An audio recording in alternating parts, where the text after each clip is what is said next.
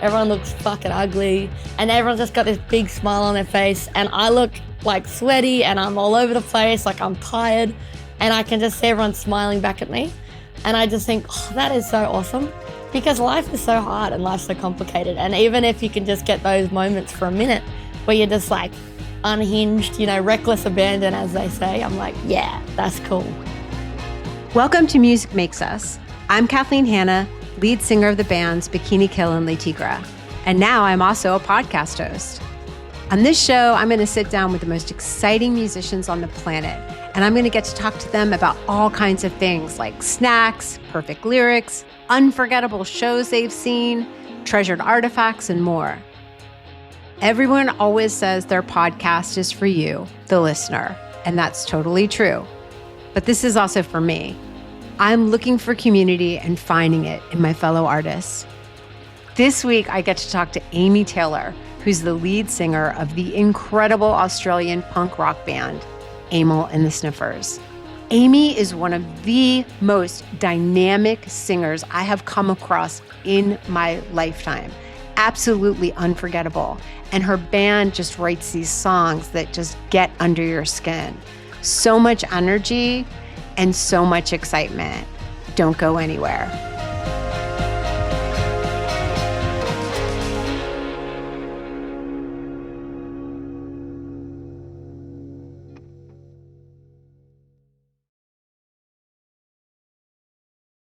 I actually see a lot of myself in Amy Taylor. She's a punk singer in like the rawest sense. She puts it all out there, totally unvarnished, unguarded, unrestrained performances on stage.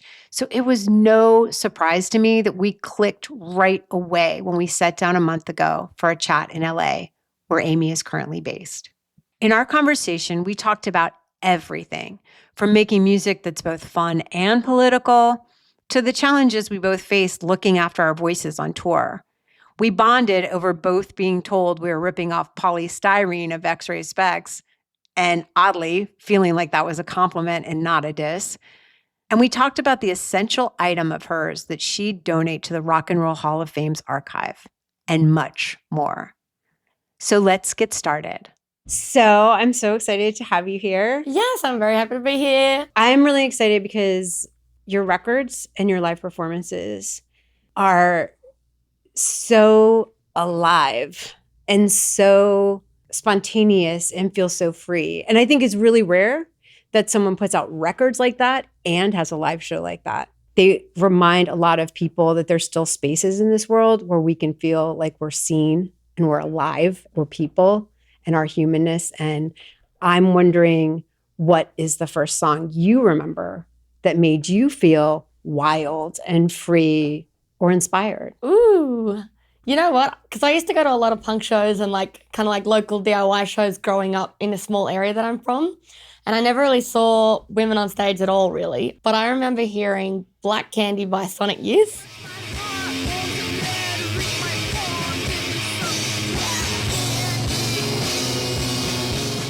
And I just really loved its like really crunchy production, like how it just was so like distorted and blown out and just like this yelling. And I was like, hell fucking yeah. That's a good one. Mine was like Hot Blooded by Foreigner. Nice. Because I used to go to the roller skating rink and I just remember doing the crisscross thing like on the corners and I was like, Hot Blooded. And I just felt so like cool in like myself and in my body. That's awesome. So you on stage give a lot. How sick of people saying that you have a lot of energy are you on a scale of 1 to 10? I'm actually not sick of it, surprisingly. Really? Yeah. That's good. I'm okay with people saying that because I do have a lot of energy. Like I feel very lucky that I get to be a performer and get to be somebody where I can expel it all, even though I do get exhausted and burnt out. If I was just in one place, I would annoy a lot of people. So it's very lucky that I can like just bounce around like the ping pong ball I am all over the place, you know? I totally get that. When you're giving so much on stage to so many people, I'm wondering if you've ever had a fan interaction where you felt like you were really given a lot back. Ooh, I think playing shows in general, when I'm seeing people in the front row or people in the crowd who are really having a fun time, like sometimes I'll look out and I get to see, it's like the end of the set, everyone's sweaty, everyone looks fucking ugly, and everyone's just got this big smile on their face, and I look like sweaty and I'm all over the place, like I'm tired, and I can just see everyone smiling back at me. And I just think, oh, that is so awesome because life is so hard and life's so complicated. And even if you can just get those moments for a minute where you're just like unhinged, reckless abandon, as they say, I'm like, yeah, that's cool. Have you ever seen a performance by another artist that you felt like you walked out a changed person? Yeah, when I saw Grace Jones recently, that fucked me up because I feel like you'll probably relate to this to a degree, but coming from the punk world where everything is so minimalist and minimalism is really celebrated, especially from the Australian punk scene, I feel like anything too like maximum or hedonistic or, like performative is kind of just like looked down upon as like trying too hard or selling out, whatever the people think. And I kind of never really subscribed to that, but seeing Grace Jones and her performance, it was so amazing and so high energy and so theatrical, and her costumes were amazing, and her persona was so confident and free and funny and like charismatic. It was a massive audience, but she was still just like, right there with everyone. And I think that hedonism of just being able to, she was just like, you just felt like life is short, I'm glamorous, and like, let's fucking rock. And I was like, yeah, dude, that was awesome. And then I don't know, she had like afterwards, I don't even know if they were real police, but like all these men in like police outfits. No disrespect if they weren't, but they looked like male strippers. And like she had on this like really chic, sheer, like black thin hoodie and just left with the cops. I don't even know if they were cops. In my mind, they were strippers. And it was amazing. That changed me. That's so great. Yeah. I wish I was there really bad. I was at a party in a basement one time, and I think that band Unwound, I don't know if you know them, they're this really great Northwest band. They were playing a basement party, and we're like, oh, fuck. The cops are here. We all have to go. Everybody clear out or whatever. And then as people were like starting to leave the room, they pulled out a boombox and started playing a song, and they were strippers. Yes. It was the drummer's birthday, and so they got her these like male strippers. Incredible. But I was like totally, I love the thing of like, are they supposed to be real cops, dancers? What are they? Yeah. What's going on? If only. Oh, this happens to me all the time, so I'm really curious about this one. But is there a song in your catalog that you wrote about a specific topic or a specific person that as you've been performing more and more, you've changed it to be about something else so that it stays fresh for you? I actually don't know. I think for me, the songs are always morphing and always kind of changing their meaning. But there's not really one that was about a specific person that's kind of changed its meaning because they're so stuck in my mind as what they are. So for me, like this song, Resist Psychic Death, it's the Bikini Kill song, and like we wrote it 100 years ago. It was kind of about being psychic and your other senses and like how we shut all that stuff down because we're scared of it, and it makes you feel like, oh, you're the insane person, or like you're a witch, or like whatever. Yeah. And also that cutting out nuance. It was also about like resist cutting out the nuance and just having everything be black and white. Like there's a million shades in between. Yeah. Whatever, it was kind of corny, but no, I love that. Resisting psychic death has become a whole different, larger meaning for me in that context. And then also in the context of, I feel like part of the way that we're controlled is that it's not just us as artists who are being treated as brands, it's civilians, hashtag other people, everybody else, like, is just like, what's your brand? Yeah. And like, here's something that I wanted to talk to you about is like, you speaking out politically and stuff on stage, which I have found really gratifying. And like, I've rewound stuff a couple times to just see it again. Thank you so much. Because I'm just glad you're out there, and I'm glad you're not giving up, and I appreciate it. And I know it's not always easy as it looks. And that's part of the thing that I'm curious about is like, one of the things that came with me being, myself and speaking my mind, which is called political. Yeah. But when you do that, like for me came a lot of claims of being a hypocrite. You wear leather shoes, so you're not blah, blah, blah. Or they would find any kind of way. And this is before the age of the internet. This was like people giving me fanzines that were like, well, she's not really what she says she is because of blah, blah, blah. And now it's called performative. Yeah. There's just a million ways that people want to tear you down. The accusation of hypocrite is like, well, you're a brand and you need to stick with your brand. And your brand is like hedonism and like fun. So how dare you be talking about politics? But to me, that's the total genius of your live performance and of your band in general and your lyrics. Whatever kind of comment people want to bring on somebody trying to get into politics. I just don't subscribe to it because I guess I know that for them, either their way of trying to feel better about not understanding what I'm talking about and thinking, oh, well, they feel offended or personally like attacked that maybe they don't know what I'm talking about, for example, or disagree with it. But then they go, well, she's not perfect either because they think I'm saying they're not perfect. But that's not at all what I'm saying. I think one of the strongest messages that I'm trying to share is that like most of the time people aren't educated in stuff or they're not around people who talk about stuff that I talk about. And there was a time when I wasn't around any of the stuff that I'm talking about now. And there was a time when I didn't know any about it. And there's so much like that I didn't know. Like before COVID, I like, no shit, wouldn't even wash my hands with soap. So like, I think everyone has the capacity to learn and capacity to like grow compassion and grow empathy. And I really, really believe that. And I know we have mixed audiences. And I know that once I say stuff on stage, it then is amplified by thousands of social media. In social media, there's a lot of people ready to be angry. But it's kind of like, it is relatively meaningless because it's like what's more important is to say it, I think. Even though visas are at stake, I think it's just becoming way more dangerous as well in America. Yeah. And just like the division and the disorientation and the intentional kind of like whirling of the whirlpool, it's all by design, I think. And so it's like trying to resist that in itself and resisting hating people with different opinions, even though it's really hard. It'd be hard for them too. I try and put myself in their shoes and think, oh my God, they must just think, shut the fuck up. But if we just both sides, if there's even sides or if it's just this like racist, sexist, insane people. See, there I go. Yeah. But there it is, you know. Yeah. It's really difficult to try and like find a common ground and go like, how can we try and like settle this down so like that everyone can have opinions and people stop getting hurt and it can stop escalating so that the government doesn't keep grabbing more power by using like a new week to put a new news cycle and confuse everybody constantly. And that's just America. You know, obviously I'm an Australian person, I'm not an American person, but a lot of the people in my life who live here who are trans or people of color or whatever, I'm just like, fuck, that is scary because you don't get the choice to shut the fuck up because how you are is right there for all those other people to see and decide that you're the enemy, you know? Yeah.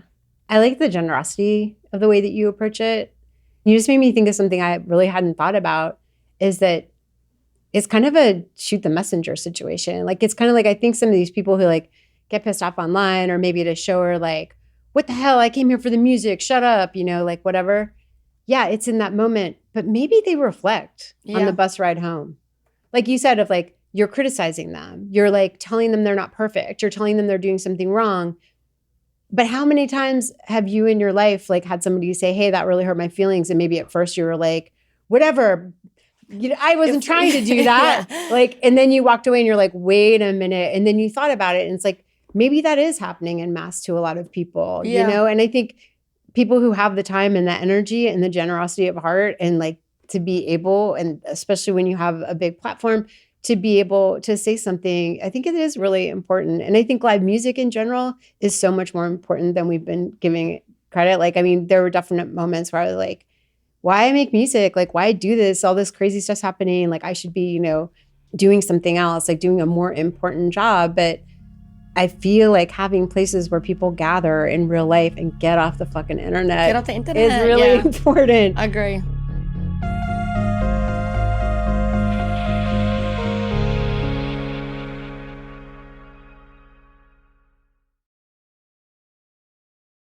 So your live performances are so fun and they come off as like really effortless and really like generous of spirit and funny and singing's great and the music is bomb. So I know that actually making that happen and achieving that is a lot of work. The more effortless something looks, I know the more work goes into it. And so I wanted to ask you about being an athletic singer and how you are like maintaining your voice on tour. Well, when we first started, I was losing my voice similar to, I think, what you've been through, but losing my voice just like every single night. Like I have no singing experience, no training, wasn't in any kind of musical thing before this, never toured. Would lose my voice every single night, chatterbox. You know, sleeping in vans, sleeping on people's floors, all of that shit, it is not conducive to having a strong voice, especially when I had no vocal skills coming into it. So I would just sound like gravel in a blender basically for like years on end. And the shows were completely different too because they were so much smaller. So they were a lot more, I would say, like aggressive. Like I would often get black eyes or like bruises. And I loved that. Like I loved just like the violence inflicted on me and inflicted in general, just like this like pure rage. But then as they got bigger, I guess, like the stages got bigger, more disconnected from the audience. Still feel actually connected. I know a lot of people say, oh, I feel so disconnected now it's bigger, but I don't feel that too much. But I think it's like the space. I was like, okay, well, I still got all this energy and this rage, but I can't really just every night be smashing myself against the floor. So it just turned into just like way more like athleticism. And I think then when lockdowns happened, because I wasn't working it out or anything like that, but during lockdown, I just like running all the time, you know, got into like YouTube workouts and it was just like, all right. And just like fell in love with working out. And then that just followed to the stage, I guess. But then the voice stuff, that's a lot of work, you know, like vocal rest. Do you have a warm-up? I change warm-ups all the time. This year, I was having lots of vocal struggles, so like completely lost my voice, nodules through touring, having to get on steroids so that you can play the show, all of that stuff, which a lot of singers have to go through, but mainly just the isolation. Because often you have to make the choice, am I going to socialize? Am I going to go hang out with my bandmates, my friends, my crew, the support band? Am I going to go to a bar where it's going to be loud and I'm going to yell and have some fun or like catch up with a friend in the city? Or am I going to sit alone in the green room and rest my fucking voice so that tomorrow I can like yell like a banshee again and again? And the choice is often I'm going to do the resting, and often still I'll still lose my voice. So there's times where I go through really good periods of not losing my voice, and that's great. But there's often times where it feels like no matter what I'm doing, I'll still lose my voice. But I haven't had a cigarette in 4 months. Congratulations. So there you go. Oh, that's going to help like enormously. Well, I can't believe you've been able to do all this stuff and you've been smoking the whole time. Man, that's like running with like weights on your ankles. I think people don't understand. I mean, I don't want to like insult the audience. There's probably lots of singers out there, lots of people who know singers. But one of the things about singing and about feeling really isolated is that you're sort of the goose that is laying the golden egg every night. Like, nothing against bass players, but you know, we've had like a roadie fill in for a bass player before when they were sick, and we were still able to do the show. But if you have a nodule or, you know, you had a rough night on monitors the night before and you lost your voice, there's a lot of pressure on you. And then there's also, I think a lot of people in general grow up with the feeling that everything's my fault. You know, bad shit happens to us and it's easier to blame ourselves so we have control. Than to say, hey, you know what? I have nothing. I did everything I could do, and this is what it is. And so here's the plan ahead. But I think that when you're on tour, and especially when you get to playing for huge crowds like you all and like sold out shows on your own, that's like you're taking care of the crew, of all of these people's paychecks. And it's like, oh, well, if Amy wakes up and can't talk, have you found any ways that you can like, I'm just guessing you write in your journal. Yeah, I got a journal. You got a journal? Like, I have like 3 journals. Yeah. But it's like, that's the only way I can ever figure it out because it's like, I can talk to my journal. My journal's never going to get mad at me. Yeah, the journal's good because as chatterboxes, as we both are, it's like you can just chat your tits off and not have to worry about like losing your voice. And sometimes as well, I just give up and just go, I'm just going to just have a couple of champagnes, get pissed and just do the show anyway and just get through it and sound like shit and talk like shit because sometimes it's just too hard to just keep it going all the time. So I feel like just like my whole band career has been peppered with just like months of just having a croaky, froggy, old goat voice and doing press and chatting away and going out and sounding like shit. And then it's peppered with moments where it's okay, you know, and just I don't know if it's the right way to do it or if it's even working, but that's what it is. Well, I'm enjoying watching it. And I think a lot of times when you think you sound croaky, it doesn't sound like that. Yeah. Have you had that thing on stage where it's like you can't even talk backstage and then you go out and you sing a full show? Oh, yeah. And Isn't it's like that crazy? Yeah. And it feels like it's coming from somewhere else. Yeah. But being a singer can be really isolating. Yes. It can be like all the pressure's on me. It can be like, oh, I have to be silent for 3 days. And some people are actually going to get mad at me about being silent because they want to talk to me, or they're like, why aren't you calling me? Have you found any camaraderie with like other singers like in festival that you've been able to talk to? Yes, totally. Missy from Mannequin Pussy.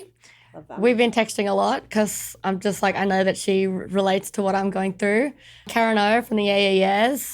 I'm such like a fan of hers and like really look up to her and her career and everything. So I feel like throughout my whole career, I've always been like to singers, like, how are you keeping your voice? And some people just don't have any vocal problems. So funnily enough, when I meet somebody who does, I'm like, we're going to be best friends. Speaking of other people, like other artists that you've met and stuff, have you ever gotten any cool tips on like songwriting or how to survive the industry? Honestly, one of my favorite, she didn't tell me this in person, I've never met her. I wish, but Cher, she just said something along the lines of like, just keep going. And that's something that always really resonates because I feel like every hard time that I've been through, I've been like, oh, fuck this is really difficult. I just want to run away. The perseverance has always paid off, and I've always been like, I'm glad I made it through that because now in every aspect of life, really, I think like not just like music, but it's just keep going, because you kind of do get through stuff at some point and then you're like much stronger for it. I even think just like the initiation of being a band is that you have to go through so much criticism constantly. It's like just part of the thing. And now that I've popped out the other side of that for now, I can like see it happening to other bands that I shouldn't laugh, but I'm kind of giggle and just think, oh, it just happens to everybody all the time. Just new bands, they just have to be trialed like that through people just like hating them and kind of having that perspective now instead of feeling like that sucks that bands have to cop that. Now I'm just like, that's how it is. That's part of the job. It's part of the job. And I think like I always just, Cher echoes in my head just like, just keep going. And just, she's kept going and she's still going, and I think that's amazing. And something else she said on stage once, which was like, if I could go back in time and be young, I would have more audacity. She's like, I have audacity and I had audacity, but I would have more. And I think that's something I always like chime back to because I'm like, yeah, more audacity. Why less audacity? Let's go for it, baby.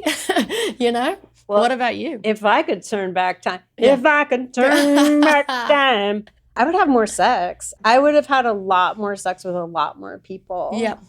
I think I was really prude. Yeah. But also I was so angry and I pushed a lot of people away. And I think if shit wasn't perfect, I was like, I'm one of those people that has to have all my ducks in a row before like I jump into a project or relationship or whatever. And I think I would have just fucked around a lot more. Yeah. I was a very serious, like 15-year-old. Even though I was doing a lot of drugs, I was still very serious, like writing poetry in the basement type person. Yeah. And then, when you're a feminist making music, it's like all of this burden gets put on you where it's like you're not allowed to have fun. And I went to a college that was very much like either you're like holding a protest sign, and talking exclusively about global warming, or you give it a blowy in the car park. Right. But that's one of the things that I find in your music that is so important to me is that it's like this really like embodied thing of like, I'm both.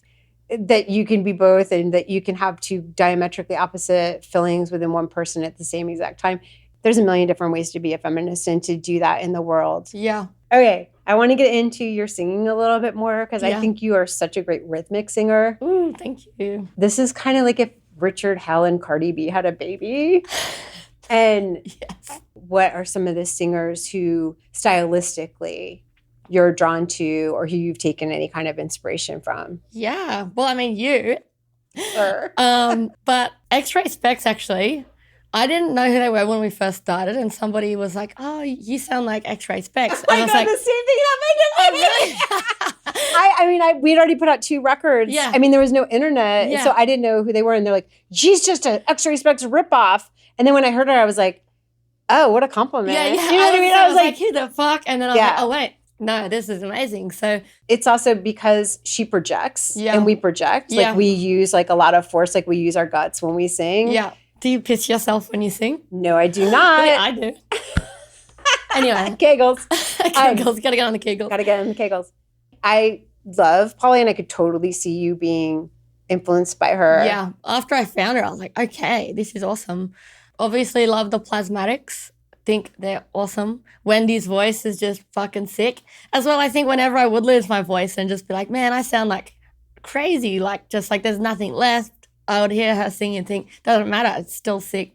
And having people without perfect voices was, even like Brian Johnson from AC/DC, I'm like, yeah, exactly, Back in Black, like it's just crazy voice. You're touring with AC/DC. Yeah. Okay, how psyched are you? Oh, I was so excited. We all cried, all of us, even the boys, when we got offered. Like, we just like, oh my God, yeah. I want to be a fly on the wall in that room. It was, See all of you very, like, crying. This is awesome. Like, can't fucking believe it. But like, wait, were you like jumping up and down and sobbing, No, it was or were like, you like tiny cry too? Tiny cry. Yeah, I'm a tiny crier.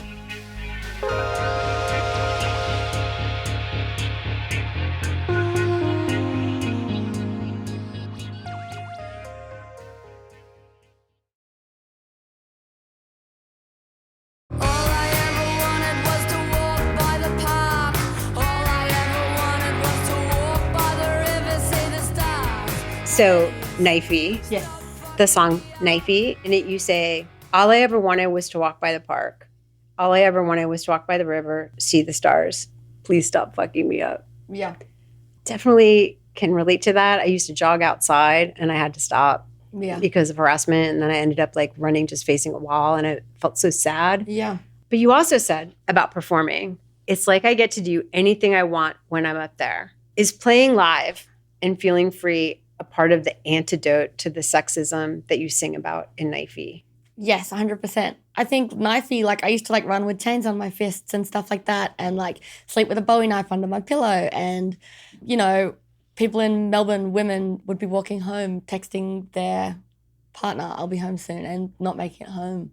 And it's just like a heartbreaking, horrible thing. And I think the song is as well talking about how if you defend yourself or fight back against something, or if, are aggressive back or something pushes you to the limit and you become unhinged, then often you're the one to blame and you're the one who's seen as crazy or insane or violent, when in fact, like, you've actually been pushed, or you're reacting to something, or you feel the need to fight back or to feel violent, and to feel aggressive and to be kind of crazy. And I think that song is kind of talking about that push and pull between going, well, all this stuff is happening, I'm taking a knife out every night, and that's a crazy thing to do. But yet I'm doing that because I don't know what else to do, because I'm filled with that much fear, I guess, to just exist. And that fear comes from somewhere, obviously. And fear creates rage, and rage creates violence. And therefore, you become violent. And I think it's talking about my confusion with that.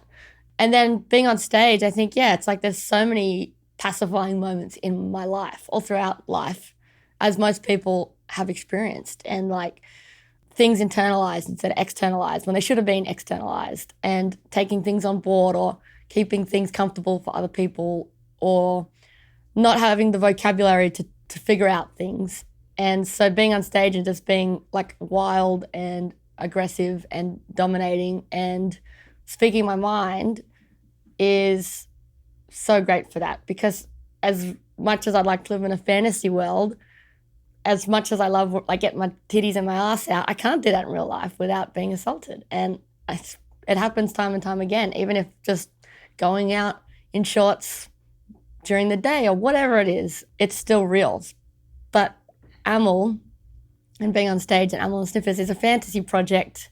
Really, it's a fantasy world where I can have my ass cheeks flapping around and I can be screaming and yelling, and there's no repercussions in that moment. I used to see the audiences like in Bikini Kill as my witnesses, because I felt like, if I spoke back to men on the street the way, and I did, but sometimes it would go in a direction that was like actually terrifying.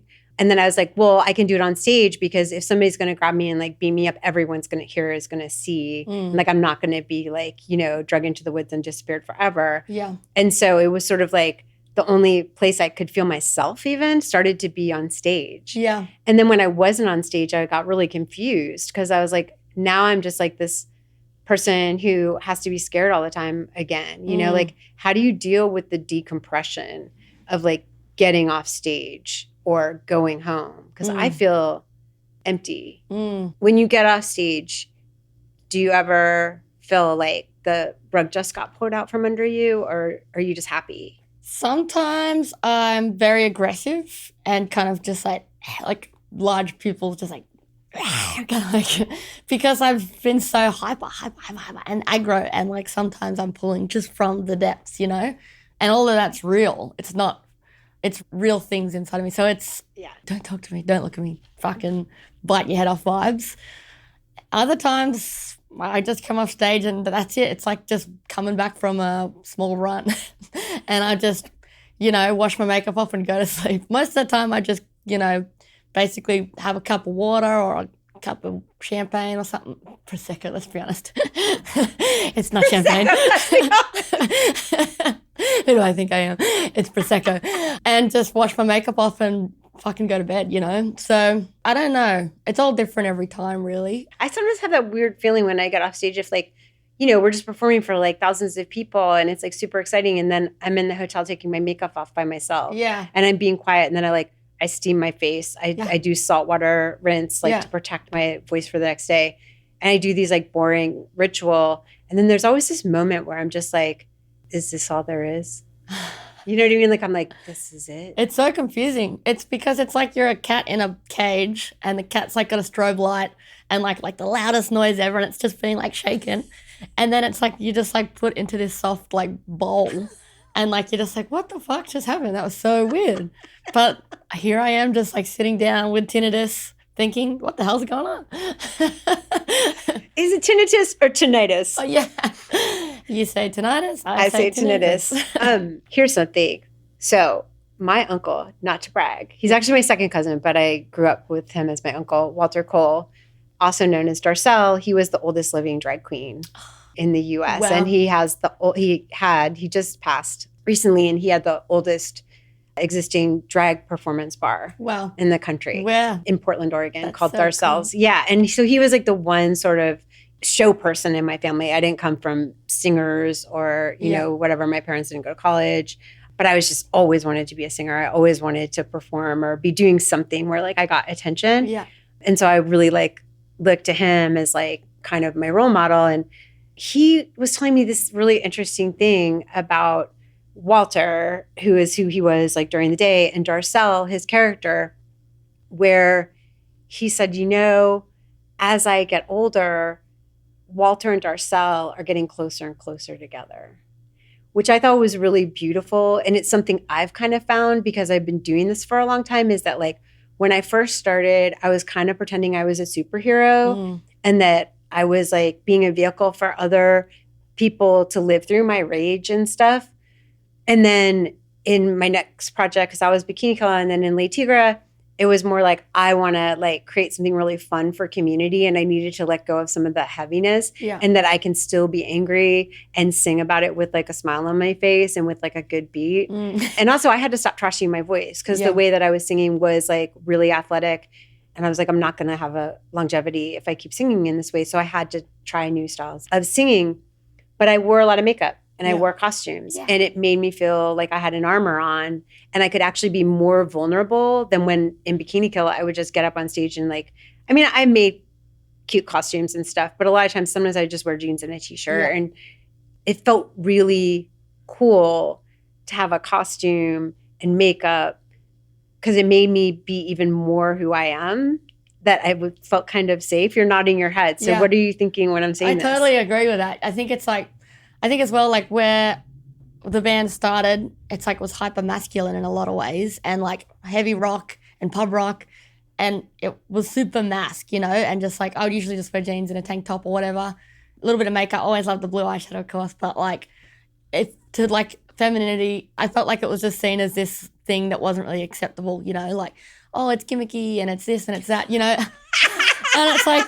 Your vagina's a gimmick. Would you stop? Yeah, exactly. So for me, I don't know. I just think it's like it's so fun to dress up. And in a world where you can't really like express yourself in so many different ways and there's so many limits and so much repression, it's so fun to just be able to choose exactly what you wear and like how you wear it. And it's always kind of something that a lot of blokes have been like, oh, it's silly and stuff to be costumey and dress uppy and fashiony, but I think it's just so fun and I just love it. And it's my way of like getting my little corner of the green room or getting the little corner of my life and going, this little thing is mine. Like, I get to be bloody dressed up and have sick hair and like the makeup that I choose and all of that stuff. Because it's creative as well. Like, it's really, even picking your outfit, like you said, you found that the other day and it was like, you know, putting it all together, it's getting to flex your creativity every single day.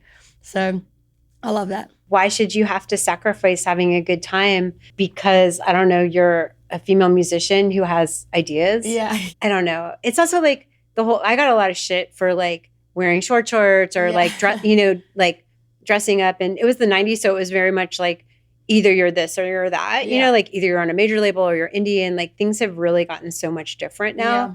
And it was like either you're a feminist and you don't wear lipstick and you don't wear makeup and you don't like this whole thing, which wasn't at all based on real feminism because there's always been sex positive and like, you know, fun positive feminist forever. But it was the way that it got taught to sort of in the mainstream of like, well, if you're a feminist, you don't do this or you don't do that, or there's all these rules around it. And all those rules around it make people feel not included. Yeah. It makes people feel like, well, I don't want to be a part of that shit if it's going to be boring. Yeah. And I can't wear what I want. I can't like the music I want, or I can't like, exactly. Like you said, be nuanced. If I can't be nuanced, then where can I be? Exactly. You know? Yeah.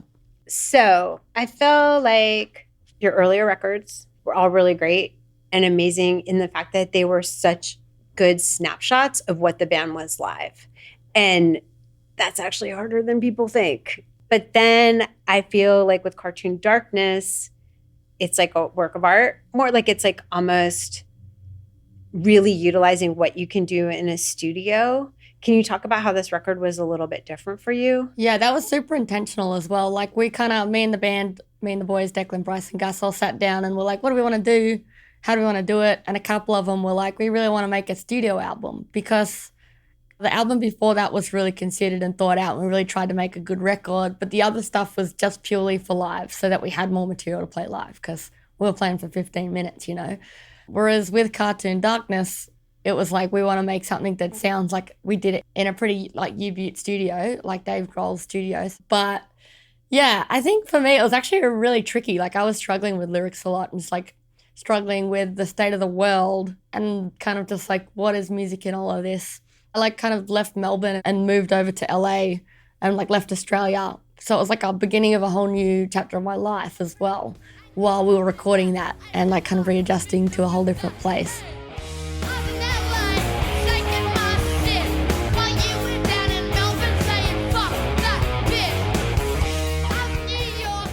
I wanted to talk about You Should Not Be Doing That from Cartoon Darkness. Yeah. That's one of my favorite songs. And one of the lyrics is, I was in LA shaking my shit while you were down in Melbourne saying, fuck that bitch. Yeah.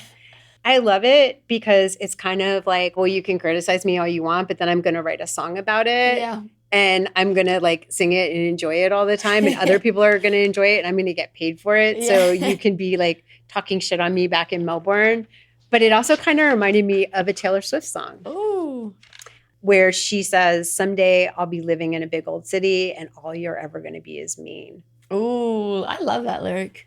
I felt like there's so many like singer-songwriters who are like really clever and like they have really clever lyrics, but they're very head up. You know what I mean? Like they're clever and stuff like that. But I don't really enjoy listening to them the way that I enjoy listening to your music because it's your music's, and nothing against those people. It's just like not my thing as much because it's so embodied. Like, it's like, you're not just singing about that. Yeah. You're throwing your whole body into it. And I feel like that's where like the kind of the mind body thing starts happening for me, where like you're doing both things. You're being clever, but you're also like very present. Yeah. Yeah. Actually, can I ask you a question? Yeah. When you're on stage, are you like just like blackout or are you like completely present or like completely present, but also blackout? I'm completely present, but sometimes I get lost in the music. Like there's a really fine line technically between being super, super present and then allowing yourself like to have those moments where you are lost and don't know who you are, where you are, and you're just totally living inside of the music. Yeah.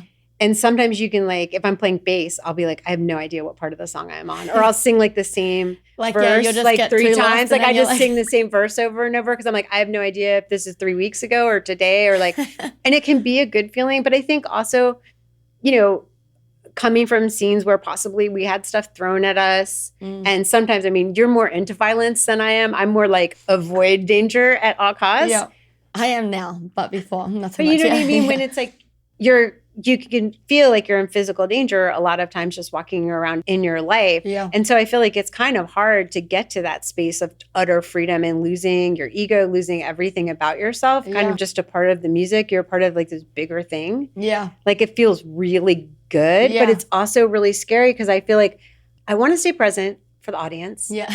But I also want to stay present so I can like go like this if a bottle is thrown at my head. Totally. You know? Yeah. Yeah, vacillating between those two things, you know? I really try to ground myself before I go on stage. Even just I look at my hands and I remind myself I'm a person and tomorrow the sun's going to rise and the audience is as much as a part of making the show suck or good. Yeah. And I have no control over it. And then like, if it's good, I take total credit. Have you ever written a song that later you realized was written to your future self? Like a Post-it note song or a self-care song that you're like, you needed to be doing that for yourself, so you wrote this song? Yeah, and then later you're like, oh, I wrote that because I was going through this. I think definitely. I think like a lot of the songs have been like, you know, I think it's like our subconscious is such a data collector that it's like it's always collecting things and then it's like the subconscious like leaks it out into the song. And I think like songwriters have like a bigger leak than like other people. So we kind of like the things that like usually catch up later, they've like come out in a song. So it does kind of like circle all back around a little bit, you know? Well, comfort to me, and don't take this, it's like self-care hardcore. Yeah. Like it's so beautiful. It's like, because you're singing stuff about like, I've got plenty of energy. It's my currency. I protect my energy, my currency. Yeah. And it's like, that is self-care. That's about self-care. And that's about looking at something that maybe people are like, you're too much. You're over the top. You have too much energy. Like I've gotten that my whole life. I mean, I'm super mellow now, but you know, I used to be. And it's taking that and being like, actually, that's my superpower and I need to protect it. Yeah. Yeah. And a lot of that record like hurts. Like when you're screaming, take me to the beach, take me to the country. I mean, I think that's a moment that so many people can relate to. Yeah. Is just like, and who does that? It's such a brilliant idea. You would think it would be like a John Denver song or something to be like, take me to the beach, take me to, but you're just like, take me to the beach, take me to the country. Like, But it's like these huge Post-it notes that you're like putting up for yourself kind of. And then it ends up being really effective, I think, for the audience.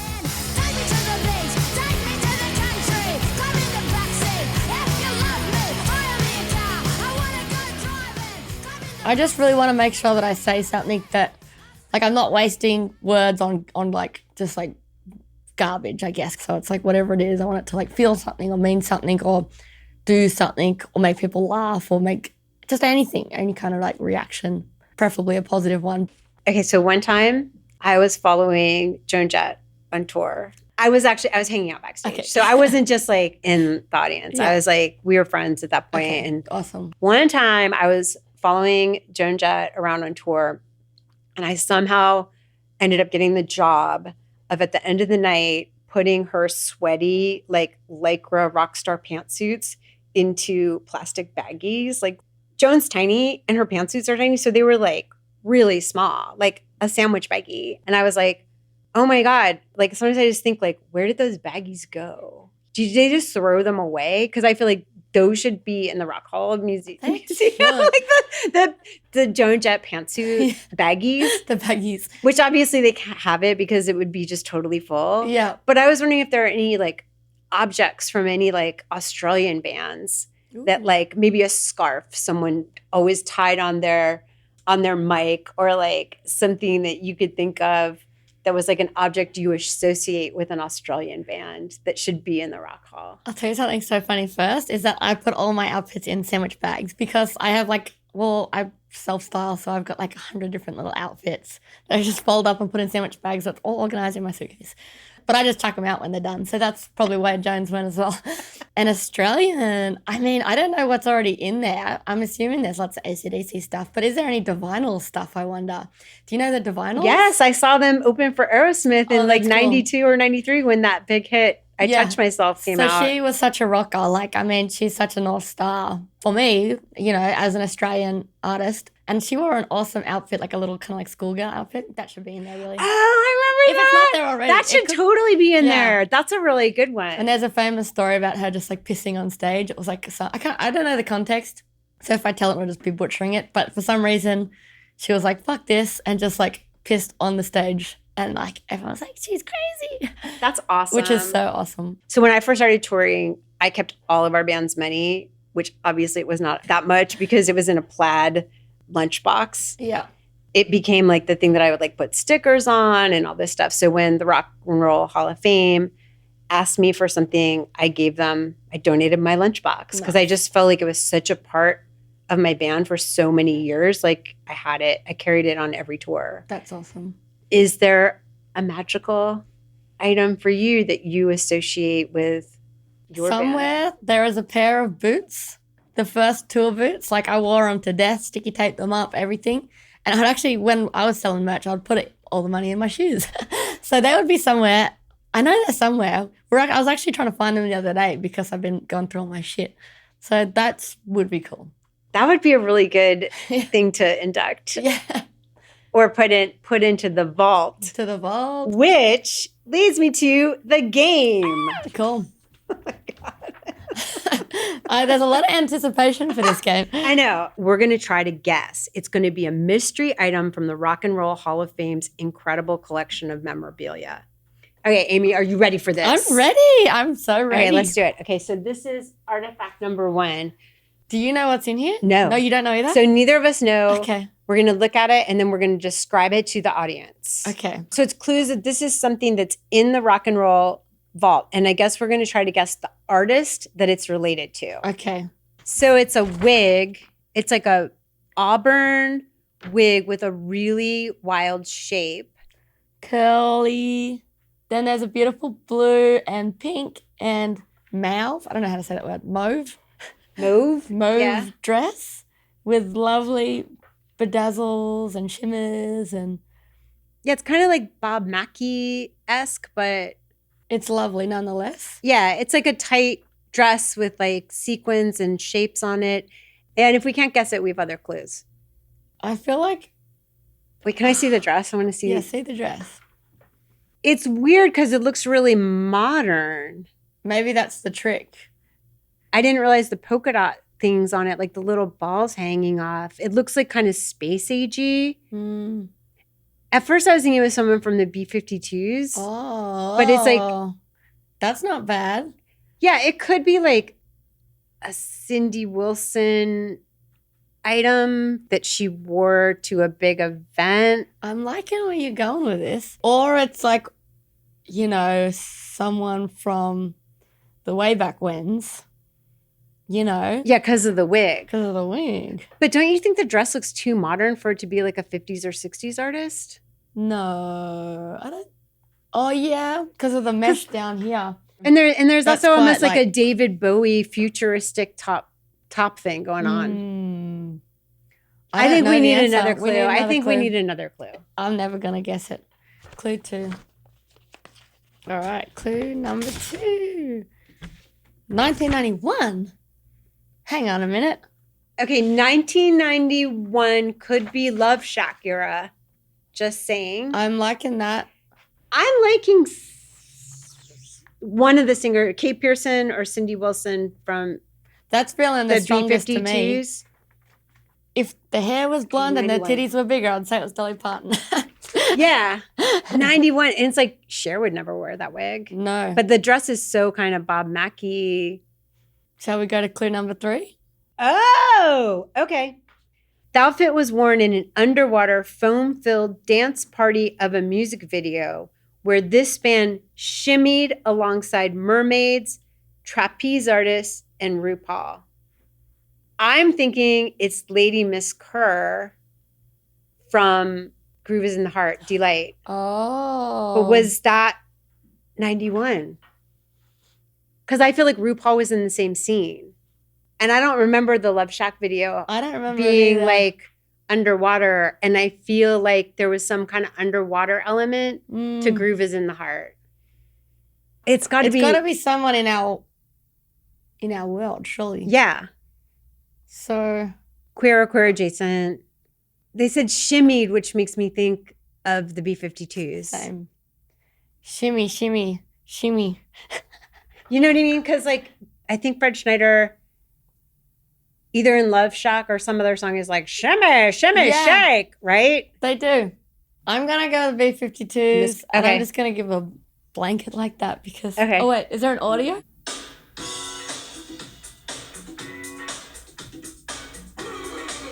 Oh, It sounded so Prince. what the fuck? I don't even know. I know whatever that noise is. Okay, we're stumped. I guess we're gonna have to open the package. Is this a reveal? It's not failure because we're gonna learn something. Because we had fun. It's Kate Pearson. No, it isn't. Sorry. What song is it? What song Okay, is it? it's Kate Pearson. Oh my God, look at her in that dress. Oh, wow. Okay, we had it right like at the beginning, and then we What went was the off song? track. Kate Pearson wore this dress designed by Federico McQuehey in the B-52's Good Stuff music video at the 1991 Grammy Awards. There you go. You're right on the first guess. I mean, two of the best voices in music ever. Yeah. Late Tigra one time opened for the Pixies when they were doing like a reunion, their first reunion thing, and the whole time the Pixies fans were screaming B-52, and we were like, yes, thank you. That's awesome. I love it when people like say stuff like that and they think they're being mean, and you're like, if you're comparing me in any way, shape, or form to one of the best bands to ever exist, I'm totally good with that. When we first started, we wanted to sound like the B-52s, but none of us could play instruments or sing. We were going to call ourselves the 121s. But it turned out like this. But isn't that how all great stuff gets made? Is like you're trying to copy something and you Yeah. fail at copying it, Yeah, and then yeah. you find your own style because you failed. Totally. Again, you guys reiterating the message, tying it all up in a nice bow. Yeah. Failure as fun. Yeah. Anyways, it was a lot of fun. Thanks for playing along. Yeah, go the B-52s. I've had a really great time. I've had a great time too. I don't want to shut up. You're so fun to talk to, and I'm such a fan, and it's such an honor to be talking to you. So, Well, right thanks back for at having you. me on. Also a fan. Mutual Admiration Society, circle closed. Yeah. But I do hope we see each other again because this has been a really good time.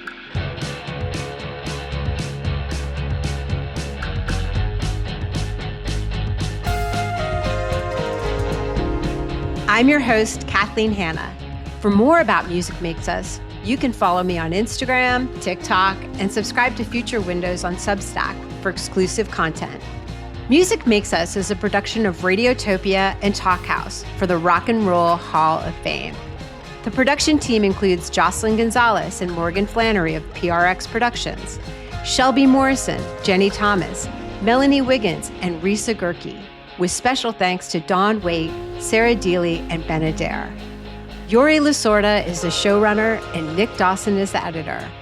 Executive producers are Liz Peshkus, Ian Wheeler, Audrey Martovich, and Uli Boita Cohen.